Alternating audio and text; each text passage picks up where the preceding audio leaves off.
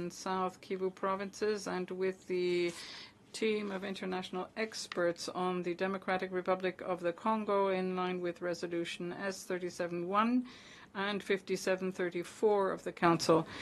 Allow me to recall that the Council has decided to hold a single enhanced interactive dialogue on the Democratic Republic of the Congo. During its meeting on the 8th of December, the Bureau had decided to propose to the Council that the speaking time for the delegation of the country concerned by the two resolutions, that is to say the Democratic Republic of the Congo, be of 12 minutes total, that is to say 8 minutes for the introductory statement and 4 minutes for the conclusion. Are there any members of the Council who wish to make comments on this proposal? I see none. It is so decided. Thank you. It is my honor to welcome Mr. Volker Turk, the High Commissioner for Human Rights, who will make the opening statement. Allow me also to welcome our distinguished speakers, His Excellency Mr. Samuel Mbemba Kabuya Tanda, Minister of Human Rights of the Democratic Republic of the Congo, Ms. Bintou Keita, the Special Representative of the Secretary General and Chief of the United Nations Mission for the Stabilization in the Democratic Republic of the Congo, MONUSCO, Ms. Marie-Thérèse Keita Bokoum, the Chair of the Team of International Experts on the DRC, Mr. Besore René Bagoro, Member of the Team of International Experts on the DRC, and Mr. Dismas Kitenge Senga, President, Chair and co-founder of the Lotus Group. I would also like to extend a warm welcome to His Excellency Mr. Guillaume Gefa, Minister of Justice of the Democratic Republic of the Congo. The speakers list will be closed in 15 minutes, and it is now my honor to give the floor to the High Commissioner for Human Rights for his statement. You have the floor, sir. Monsieur le Président, Mr. President, Excellencies, distinguished participants, there are few places in the world which have been confronted with a crisis that is as serious and urgent as that currently faced by the Democratic Republic of the Congo. Monitoring and independent and impartial reports can contribute to precisely establishing the events taking place with a view to establishing truth, justice, and accountability. In the fog of war, propaganda, disinformation, and fear can at times distort and conceal facts. And this is why our fact-finding mission, mandated by this Council in February, is so crucial. The mission has established that all parties involved in the recent and shocking escalation of violence in the provinces of North and South Kivu have committed serious violations and abuses of international human rights law and serious violations of international humanitarian law. The mission noted that the M23, supported by the Rwanda Defense Forces, the RDF, and the armed forces of the DRC, as well as affiliated armed groups, have committed war crimes. The mission has also concluded that the M23 may have committed crimes against humanity. Rwanda and the DRC have responsibilities under international law for their support to known armed groups for having committed serious human rights abuses. Excellencies, M23, supported by the RDF, has committed widespread and systematic abuses and violations in North and South Kivu, aiming to intimidate and pressure the civilian population to build up its own ranks and impose order and security. M23 has summarily executed civilians, especially men, suspected of collaborating with the government forces. It has killed civilians, including children, without any clear reason. In July, members of the M23, as well as persons presumed to be soldiers of the RDF, as well as civilians armed with machetes, massacred hundreds of people, mainly members of the Hutu community in 4 villages of the Rutshuru. This is one of the most deadly incidents recorded since the resurgence of the M23 in 2022. During raids, which have become almost daily, the M23 has systematically abducted and detained thousands of people. These operations targeted presumed members of the armed forces of the DRC as well as affiliated groups, but also their families or any person suspected of being connected to them, as well as members of civil society. My team has also confirmed that the M23 committed acts of torture and ill treatment, including sexual violence against detainees. Certain persons were beaten to death or died of their injuries of asphyxia, hunger, or dehydration. According to testimonies, some of the guards were Rwandan. Thousands of civilians, including children, were subsequently sent to so-called training camps where they were subjected to forced labor, to military servitude and other forms of torture and ill treatment. The fate of hundreds of men, women and children who were abducted remains unknown. My team has also documented that the armed forces of the DRC deliberately killed civilians following clashes with the armed groups called the Wazalendo. We noted that the Wazalendo managed at least 13 sites where detainees were subjected to torture and ill treatment.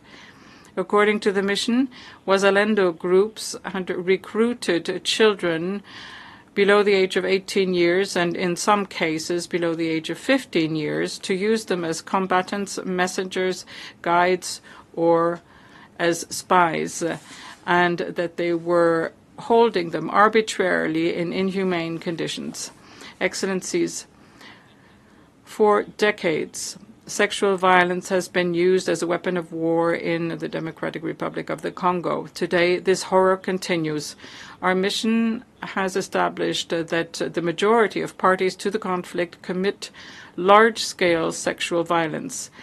Women and girls, some of whom were only 10 years old, were abducted, subjected to gang rape, reduced to sexual slavery and humiliated, that is to say, completely dehumanized. Some died as a consequence of these rapes. My team also documented cases of sexual violence against the men, boys, and LGBT persons.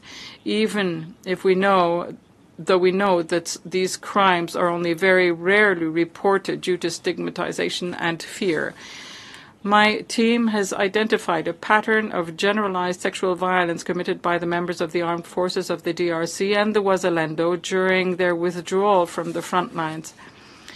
These crimes have left deep scars on the victims. They suffer from mental and psychological trauma, as well as physical trauma, undesired pregnancies, and a risk of lifelong harm to their health, including by infertility or HIV infection.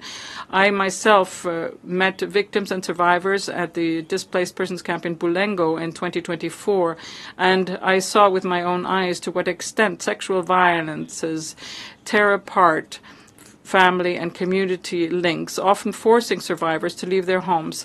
Some women cannot come back from having been raped, fearing stigma. Health services are underfunded and inadequate, which only exacerbates their plight. This matter requires the immediate attention of the international community. Mr. President, the expansion of the M23 has left a trail of destruction in North and South Kivu. It has also had a negative impact on human rights in other parts of the country. The state security forces have been redeployed to combat M23, and other armed groups, including the ADF and the Codeco, have taken advantage of the security vacuum. Between the 1st of June 2024 and the 31st of May 2025, the joint UN Bureau for Human Rights in the DRC counted over 5,000 violations and abuses of human rights and violations of international humanitarian law throughout the country. These include summary executions, acts of torture and ill treatment, sexual violence, abductions, and arbitrary arrests and detentions. The number of victims of these crimes has increased by 16% during this period compared to the same period last year. After the M23, the ADF, or the second armed group responsible for the majority of abuses, with attacks concentrated in North Kivu and Ituri. In July alone, the ADF killed over 100 civilians in the territory of Irumu in Ituri. In August, they killed at least 52 civilians in Lubero and Beni in North Kivu. During the period under consideration, the majority of parties to the conflict have multiplied the arbitrary detests and arrests of political opponents, as well as threats against human rights defenders, journalists, and civil society activists.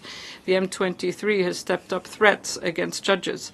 Since January 2025, the Joint Office has recorded 568 requests for protection, including 87 made by women.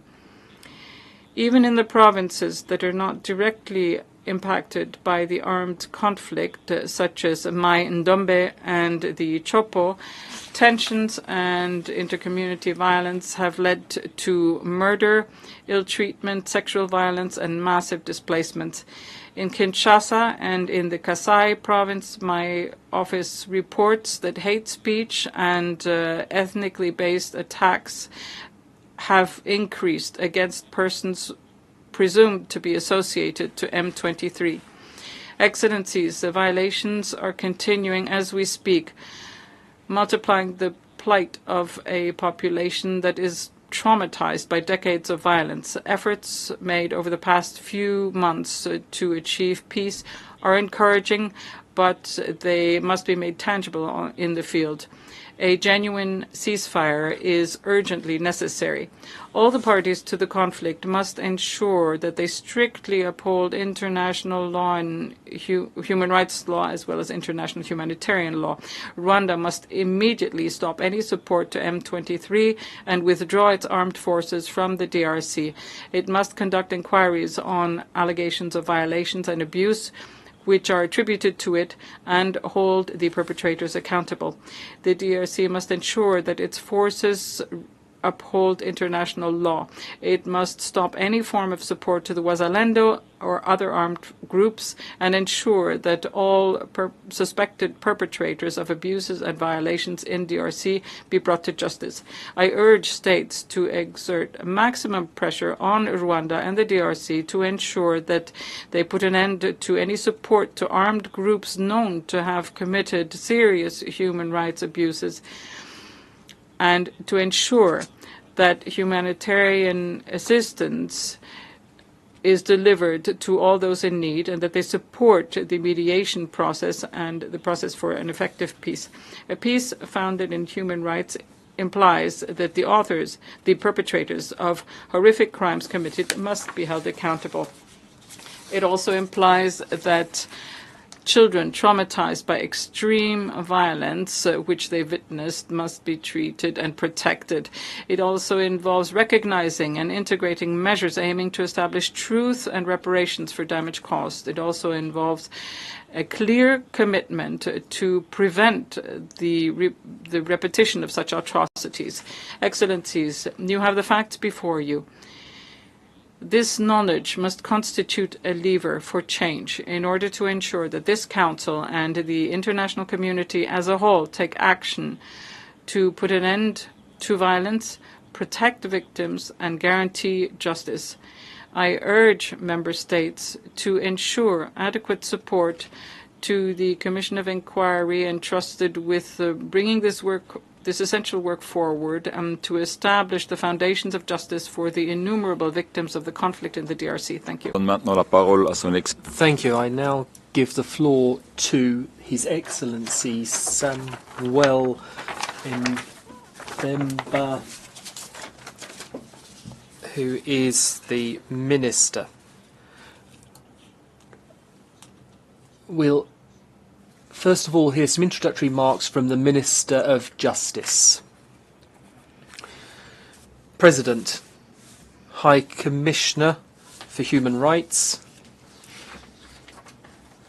Madam Special Representative of the Secretary General for the DRC, ambassadors, members of the Council, international experts, please allow me to introduce the government delegation accompanying me. I am joined by the Minister for Human Rights, Samuel Mbenda Kabuyatanda, the Minister for Communication and Media, Patrick Muyaya, Deputy Minister for Foreign Affairs, Aigana Gado Anuela, and I myself am the Minister of State and Minister of Justice. Would like to express our desire to give a serious response to the concerns contained in the report and to hold an interactive dialogue with the Council. I'd like to thank the United Nations High Commissioner for Human Rights for the high-quality report. This confirms the fact that the conflict in the eastern part of our country is an international armed conflict with the confirmed presence of Rwandan troops. It's not an internal conflict. It is being fueled by external aggression led by Rwanda, and which is supporting M23 AFC. The extent of the serious violations of human rights and international humanitarian law will now be described by His Excellency, the Minister for Human Rights. I would like to greet you on behalf of the President of the Democratic Republic of Congo, His Excellency Felix Antoine Tshisekedi, and on behalf of the Congolese government and people. I too would like to congratulate the High Commissioner for his final report on the fact-finding mission, but I would like to point out that the High Commissioner could, on the basis of his own team's findings, have termed his findings as a genocide. Mass systematic crimes are being committed in the Democratic Republic of Congo by Rwanda and its proxies, the M23 and the AFC. There have been massacres of civilians, forced displacement, sexual violence, child conscription, and attacks on civilian infrastructure, in particular schools and hospitals. The most recent dates from July, when almost 300 of our citizens were brutally massacred in the Rutshuru area. There has been a report confirming this by the United Nations, and Human Rights Watch was even more precise with an accurate documentation of the massacre of 140 Hutus. This sows the seeds of ethnic cleansing, which is at the heart of genocide in line with international law. Another serious massacre occurred in Shishisei in November 2022, which was committed by the same forces using the same modus operandi. Furthermore, the government continues to monitor all human rights violations which are still being committed by the occupying forces, which have established a system of governance by crime.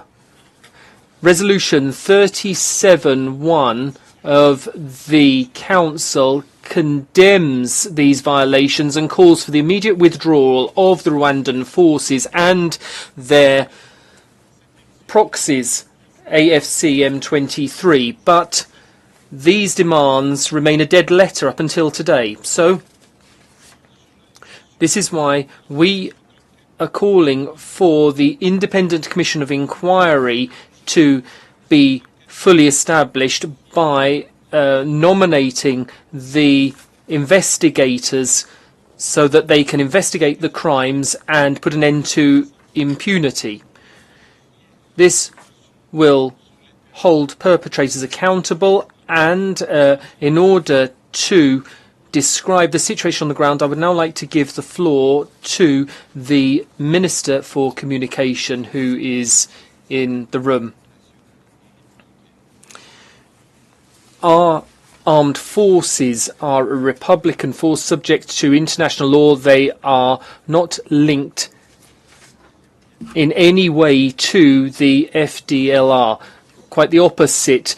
The instructions to the army from the president are strict, and it prevents any form of collusion, and disciplinary measures are taken against anyone who is suspected of collusion. We reiterate our commitment to taking all the necessary measures to counteract any act against Republican values, and we will bring criminal proceedings. We will combat any attempt to distort the picture of a battle between a legitimate armed forces which defends the country and the armed forces of neighbouring countries which commit crimes and try to exploit natural resources.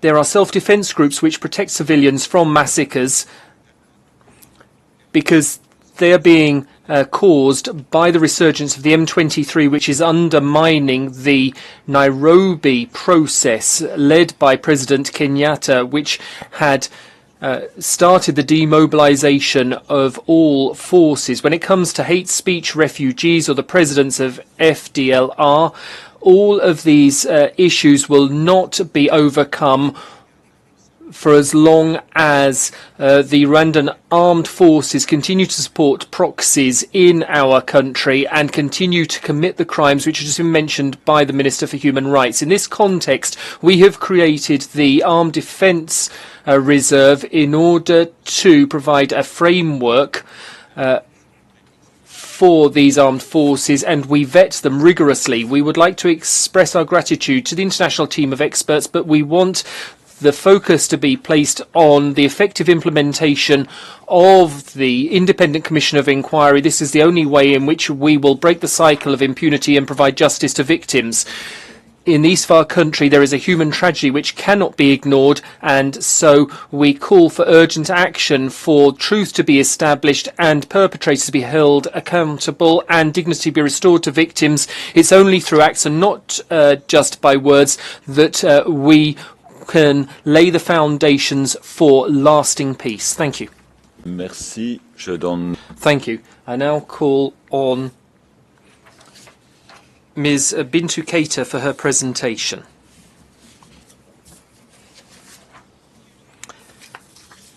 President, High Commissioner, Your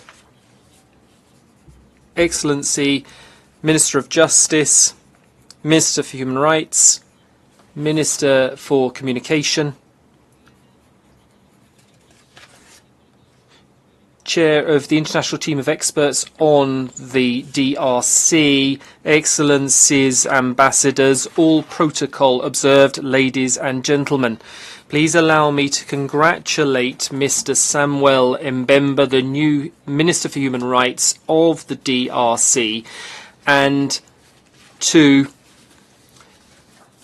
confirm MONUSCO's commitment to cooperate with him in order to protect human rights, transitional justice and the fight against impunity. I would like to thank the High Commissioner for his presentation on the human rights situation, which continues to deteriorate, particularly affecting women, children and persons displaced by the conflicts. I hail the work of the fact-finding mission and member states' cooperation for effectively implementing this mandate. I also hail the continuing work of the international team of experts, and I urge the Council to continue to support the team. As part of the Washington and Doha peace process, I urge all parties to respect their commitments and to strive to ensure that human rights and protection of civilians are at the heart of these initiatives. despite the Security Council resolution calling for an immediate ceasefire, there continues to be confrontations. The level of human rights violations and those of international humanitarian law may undermine any efforts to curb the violence in the east of the country. I'm particularly concerned, by the summary executions carried out by M23 in the Rutshuru area, despite progress made as part of the Arrow 2 dialogue in Ituri province, supported by MONUSCO. The security situation gets progressively worse with resumption of hostilities, and the civilian population are paying a high price for this. Over the last 2 months, the Allied Democratic Forces have increased their attacks against civilians in North Kivu and Ituri, causing the deaths of at least 200 civilians, including women and children. I'm particularly concerned by the situation of victims of sexual violence, particularly women and girls. The number of cases is increasing whilst support for the victims is decreasing. The humanitarian situation is not really improving. Over 8 million displaced persons are finding it difficult to get any humanitarian aid because of insecurity and lack of resources. And at least 3 humanitarians have been killed since the start of this year. President, human rights abuses, particularly more and more cases of arbitrary detention, particularly in the areas under the control of the M23 AFC, is extremely worrying. Civil society activists, human rights defenders and journalists are the target of unprecedented persecution. In the areas under M23 control, despite restrictions facing MONUSCO, MONUSCO continues to host many civilians in its bases in Goma, including civil society activists and human rights defenders. Despite the security challenges, the mission continues to play a crucial role in protecting civilians in the part under the control of the Congolese state. This year, we've strengthened patrols in high-risk areas and made it easier for displaced persons to get back to certain places, and we have been combating impunity. Whilst there's documented hate speech decreasing since the end of last year, we've seen that there has been a worsening security situation in the east of the province. In order to counteract this tendency, the United Nations launched a campaign, Living Better Together, in May to promote social cohesion and provide an enabling environment for peace initiatives. The nation has significantly undermined our ability to fulfill our human rights mandate. It has led to reduced field deployments, disrupted technical assistance in critical areas such as transitional justice and the fight against impunity, including forensic expertise, and limited support to national institutions. This financial strain threatens to reverse hard-won progress in human rights protection, accountability, and democratic governance. Thank you for your attention. Je vous remercie. Merci, je donne la parole. Thank you. I call on Marie-Thérèse Keita-Bokoum for her presentation. President, Minister for Justice, Minister for Human Rights, honourable representatives of the government of the DRC, Excellencies, ladies and gentlemen. Mr. Bagoro and myself are going to present our conclusions and recommendations concerning the efforts made by DRC to combat impunity and to implement transitional justice in line with the mandate conferred on us by Resolution 57/34 of the 11th of October 2024. As we have discharged our mandate, we have conducted 3 visits to the country thanks to the continuing and open cooperation with the Congolese authorities, and we'd like to pay tribute to that. We also welcome the invaluable support from the OHCHR, MONUSCO and other UN structures. As part of our mandate, we have seen the M23 extending its presence, as well as that of the Rwandan Defence Forces and the AFC. This is in the North and South Kivu provinces, which is compounding the armed conflict. This worrying situation comes as MONUSCO starts to downsize and the financial situation of the UN Secretariat remains difficult, and this had an impact on our mandate. When it comes to combating impunity, efforts have been made despite the crisis in the east of the country. 2,500 judges have been recruited, and they're the second wave of the 5,000 to be recruited. This has been ongoing for the past 3 years. When it comes to the crisis in the East, we particularly deplore threats against those working in the justice sector, human rights defenders, victims and witnesses of serious crimes, journalists and traditional leaders. We're worried about the worsening humanitarian situation. We urge all parties of the conflict to respect human rights, international humanitarian law, and take all possible measures to protect civilians, particularly women and children. With this in mind, we urge the government to improve protection measures for judicial officials and other persons affected by the crisis, and we also call upon the UN Security Council to strengthen the mandate of MONUSCO so that it has better capacity to support the government in its efforts to bring security to the country. We remain concerned about the lack of progress in judicial proceedings, particularly the emblematic courses in the crisis linked to the Camorina militia in Central Kasai. We're worried that feet dragging in the justice sector, along with the challenges faced by the Provincial Commission for Truth, Justice and Reconciliation, will have an impact on reconciliation and lasting peace.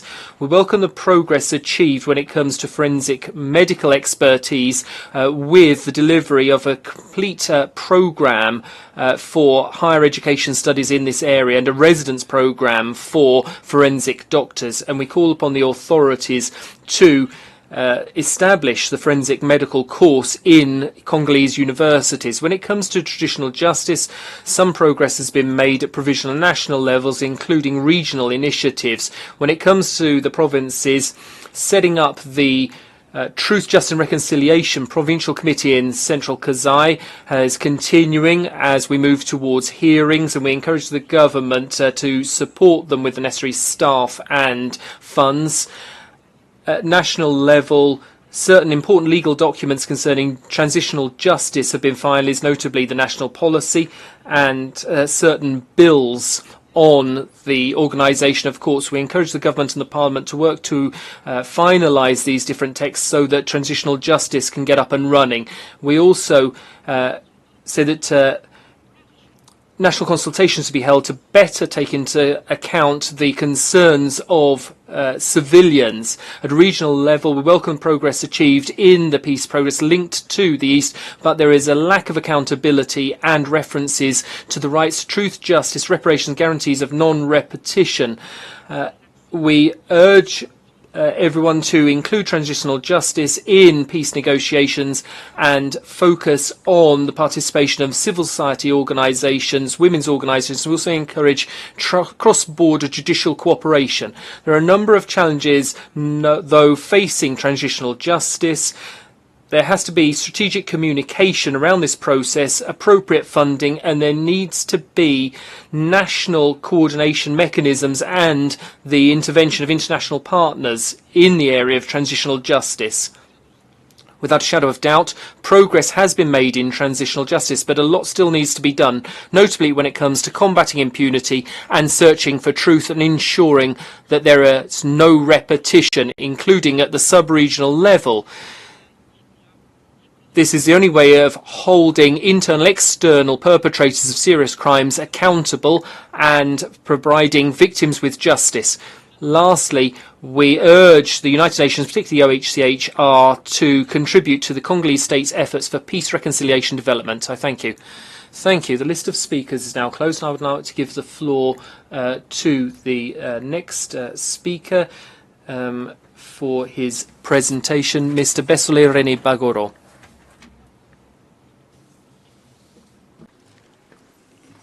Alors, je donne la parole à Monsieur.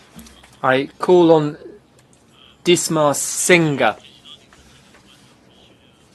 President of the Human Rights Council, United Nations High Commissioner for Human Rights, Madam Special Representative of the Secretary General for the DRC, Minister for Human Rights, honourable members of the Council, ladies and gentlemen, I would like to thank the Human Rights Council for giving me this opportunity to address you as a human rights defender coming from one of the provinces which has been affected by atrocities in the past. This is the town of Kisangani, but I'm also a witness and a frontline actor in the area of human rights and have been so for over 30 years.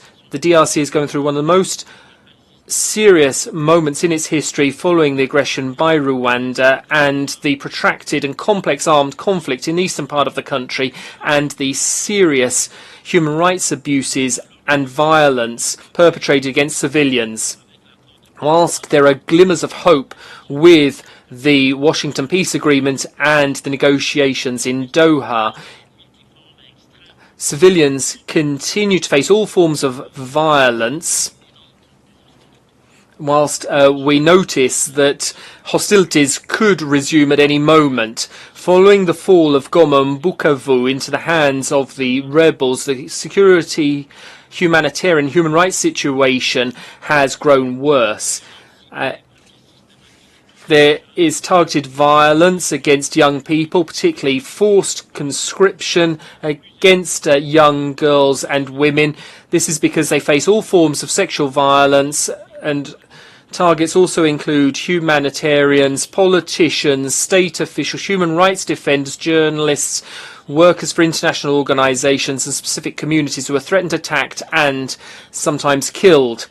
Attacks against civilian buildings and murders against non-combatants are numerous, and all these violence against civilians could be likened to international crimes, war crimes. The DRC armed forces and the Wazalendo self-defense forces may have committed atrocities, and they're not taking enough precautions to protect civilians from their attacks. There have been attacks and bombings. There have been internal fighting, which means that they haven't clearly distinguished between combatants and non-combatants. They haven't refrained from committing different forms of sexual violence, torture, cruel, inhuman, degrading treatment. They don't respect prisoners of war. They do not provide for fair trials to soldiers who are charged in war councils, and they do not allow any sort of dissent, despite legal progress in the area of human rights. We see that the civil society intelligence officers, police forces and Congolese justice systems continue to abuse. There's shrinking civic space. We've seen an escalation in number of arrests and legal detention in recent months. There's lack of access to custody facilities, and the death penalty has been brought back, and we're worried about that in particular. Combating impunity and serious human rights violations should be the priority of all international bodies, particularly the UN Human Rights Council. The hopes of victims and witnesses of the atrocities have been reignited by the establishment of a special fund and an interinstitutional commission for providing support to victims. These initiatives should be supported, as they should also accompany the establishment of all the pillars of transitional justice and legal reform in order to ensure true rule of law in the DRC. The various peace agreements should also take justice into consideration, because the voices and rights of victims must be heard and respected. There's no peace without justice, and without justice you won't have lasting peace. Congolese civil society supports the conclusions of the fact-finding mission's report, and we believe it's absolutely vital and useful to extend this initiative to other provinces affected by the conflict, including Ituri and Chopo. we shouldn't abandon human rights in the DRC. Quite the opposite. We must strengthen this, and this was why I must provide effective and lasting support to the OHCHR through the country office and the Congolese government. We must combat impunity, document violations of international crimes, and call upon the state to step up their efforts to support the authorization of the Commission of Inquiry, which is supported by Congolese civil society. I would like to inform everybody that thanks to the availability of the interpreters and technical team, we will be able to extend our meeting up until 1:10, so we can start with the first statements. I would like to begin by giving the floor for 5 minutes to Rwanda as a concerned country. Then before I take the floor for our statement, I want to ensure that I understood well. Did the Minister of Human Rights from the DRC government accuse my delegation and my country of being genocidal in their territory? We want to make sure that this August Assembly is present when these kind of allegations are made on other member states without international legal criteria. And we want to make sure that Mr. President, as you mentioned, the conduct of every member state and participant in this August Assembly should be upheld at the highest level. Thank you. Thank you very much. I suggest that you take this up bilaterally with the delegation of the DRC and continue with your statement. You have 5 minutes. Thank you. Didn't hear that? I suggest that you take up the point you just made bilaterally outside this room with the delegation of the DRC, and that you continue now with your statement. You have 5 minutes. Thank you. It's a red line, Mr. President, for my country to be allegedly accused of genocide when we know that this is a criteria that international law guides. There's no mechanism that has called for that, and I will not allow for that to be mentioned here in the UN premises and accept that this happens under your watch, Mr. President. I want you to please address this. It's not an allegation that we will accept. Thank you. If you don't wish to have your statement now, then I give the floor now to the Commission nationale des droits de l'homme de la République démocratique du Congo, un message par vidéo. The Human Rights Commission of the Democratic Republic of the Congo by video. Mr. President, ladies and gentlemen, members of the Council, through this channel, as the chairman of the National Human Rights Commission of the Democratic Republic of the Congo, I come to you with an urgent call to your collective conscience and genuine solidarity. In the east of the Democratic Republic of the Congo, and particularly in the provinces of North Kivu, South Kivu, and Ituri, millions of our citizens experience daily terror. Villages are burnt, women are raped, children are recruited forcibly, and civilians are massacred. Fundamental rights are blatantly violated, and this repeatedly and in a planned fashion. These atrocities are carried out by armed groups supported by foreign forces, in particular the AFC/M23, whose connections with Rwanda are robustly documented. We are not speaking here of mere acts of rebellion, but rather of war crimes, of crimes against humanity, and severe violations of international humanitarian law. The analysis of data collected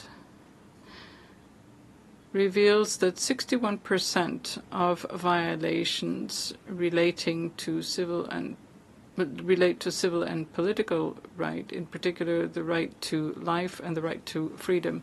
We solemnly call on this Council to, one, clearly and firmly condemn these violations, as well as any foreign, two,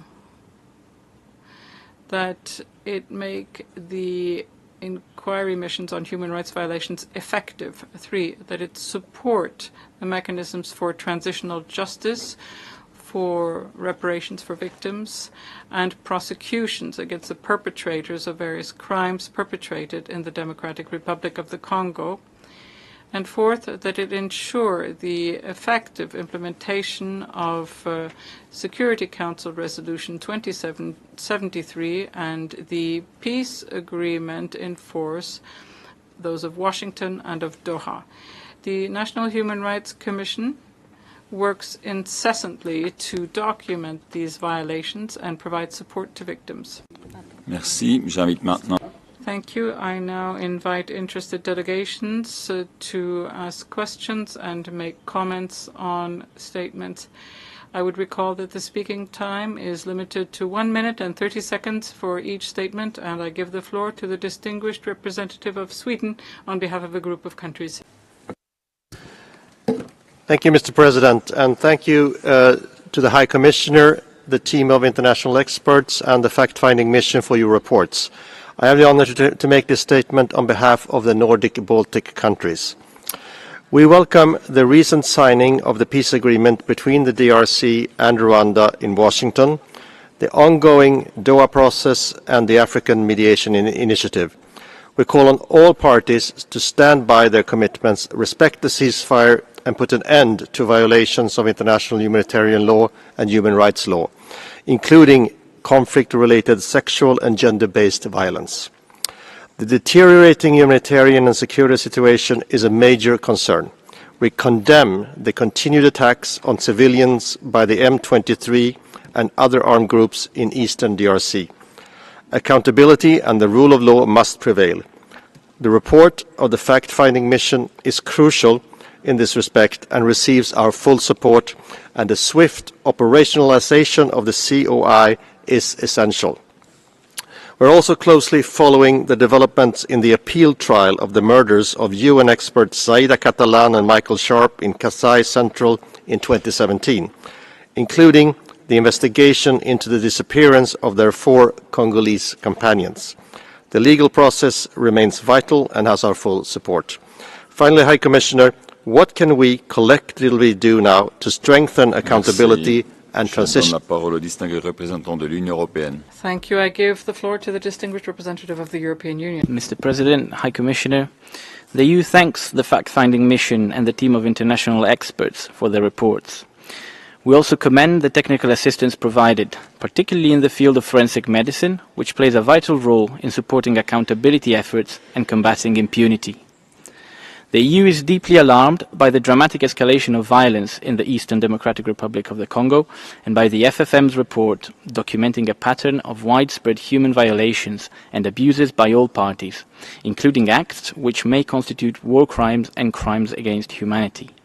The EU is appalled by the targeted attacks against civilians by all parties. The continuing deterioration of the human rights and humanitarian situation in Eastern Democratic Republic of the Congo warrants the prompt operationalization of the Commission of Inquiry for the DRC. We therefore call on all members to ensure that the OHCHR is adequately funded to carry out the mandates entrusted to it by this Council. High Commissioner, to what extent can OHCHR continue to receive and store relevant information of serious violations and abuses of human rights and international humanitarian law until the Commission of Inquiry is operational? Thank you. Merci. J'entends. Thank you. I hear that the delegation of Rwanda is prepared to make its statement. You have the floor. Mr. President, Rwanda rejects claims that it directs or controls M23. Or any other armed group. Under international law, attribution requires concrete, reviewable proof. The report itself cites access constraint and heavy reliance on remote, open source material with no access of data. Such grave allegation must be backed by verifiable evidence. A simple word count of the FFM report reveals an interesting picture.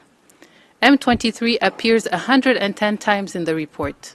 Rwanda/RDF appears 65 times.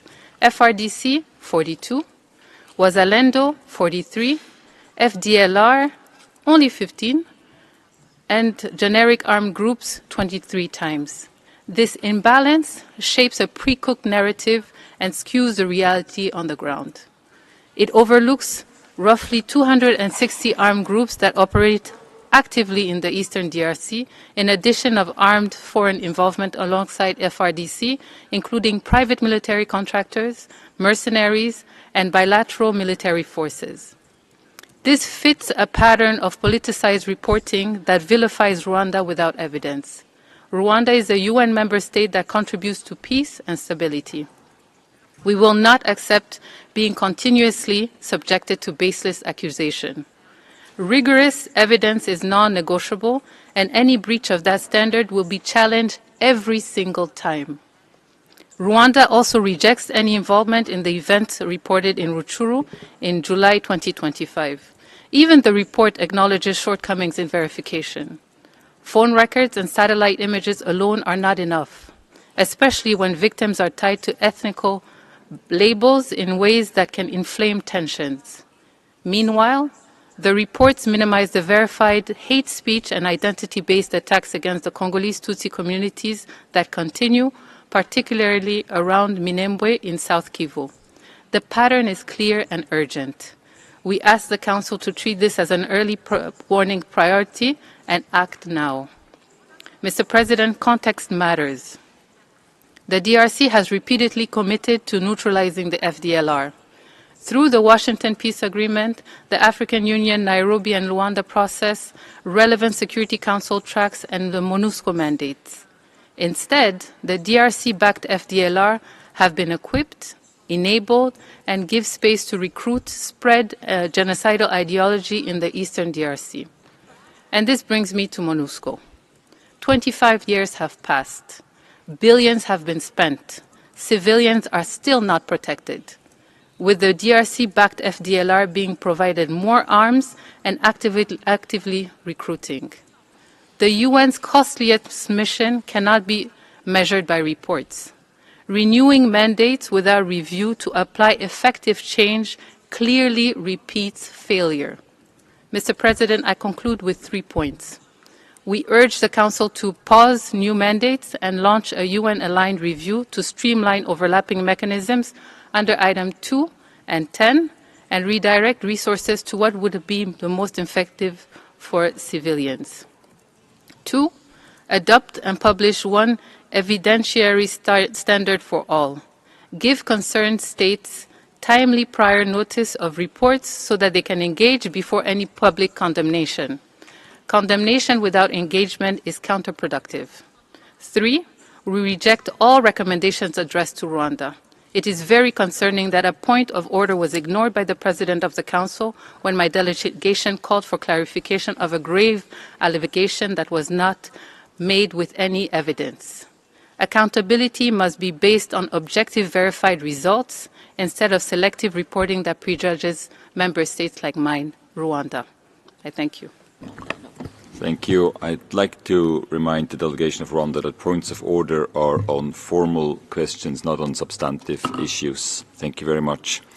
Ceci nous amène à la fin de cette séance. This brings us to the end of this meeting, and we will resume it this afternoon at 3 to continue the enhanced interactive dialogue on the Democratic Republic of the Congo and under Agenda Item 2. I declare closed the 60th meeting of the Human Rights Council. Thank you and have a good lunch.